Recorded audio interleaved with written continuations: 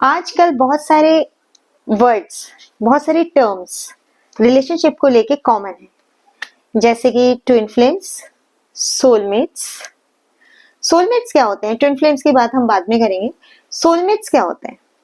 Soul met, आत्मा, soul met साथी, आत्मा का साथी इज सोलमेट। क्या ये टर्म लगती है? क्या ये ठीक है? सोलमेट तो हमारे आत्मा के जो साथी हैं वो सारे हमारे सोलमेट्स हैं। और हमारे आत्मा के साथी कौन हैं? कौन है वो? हमारे आसपास हैं या हमारे से दूर हैं, किसी दूसरे लोक में हैं? कौन है हमारे सोलमेट्स? हम अपने सोलमेट्स को ढूंढते हैं, सोलमेट सर्चिंग। हम अपने सोलमेट्स के साथ रिलेशनशिप बनाते हैं, सोलमेट रिलेशनशिप। देन हम फॉरगिव करते हैं सोलमेट्स को, सोलमेट्स फॉरगिवनेस। हील करते हैं सोलमेट रिलेशनशिप को, soulmate relationship healing. Now I am coming on the point. I am coming to the point.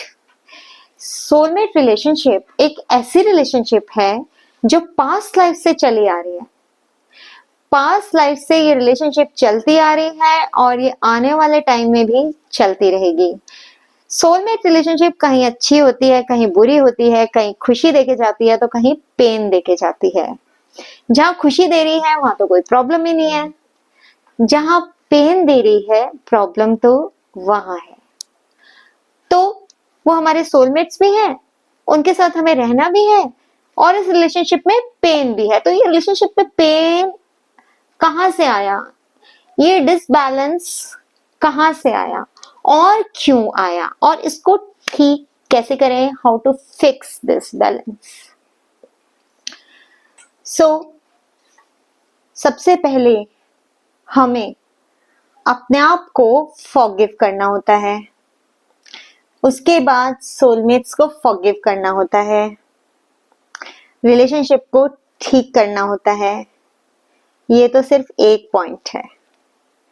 कैसे सोलमेट रिलेशनशिप को ठीक किया जाए? अब सोलमेट रिलेशनशिप का सबसे इंपॉर्टेंट रिलेशनशिप कौन सा होता है?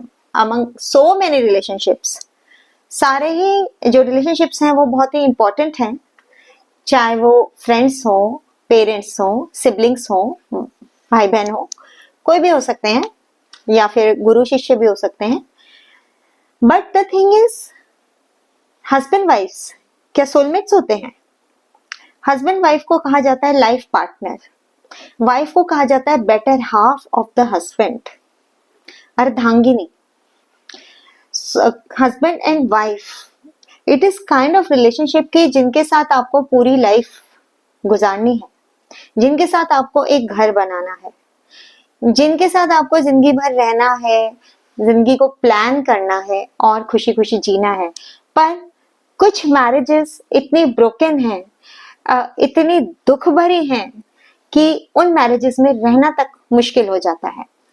रहना मुश्किल हो जाता है तो आप बाहर जा सकते हैं, पर उससे भी बुरा यह है कि आप बाहर भी नहीं जा पा रहे, बाहर भी नहीं जा सकते, रह भी नहीं सकते। It is just like a prison, एक जेल की तरह की ऐसे रिलेशनशिप्स हैं ये।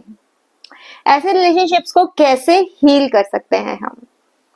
सो I am coming with a very nice course, with a very wonderful, amazing course of soulmate healing, जिसमें आपको बताऊंगी कि क्या सीक्रेट्स हैं सोलमेट रिलेशनशिप के, क्यों पेन है सोलमेट रिलेशनशिप में और उसको कैसे ठीक किया जाए।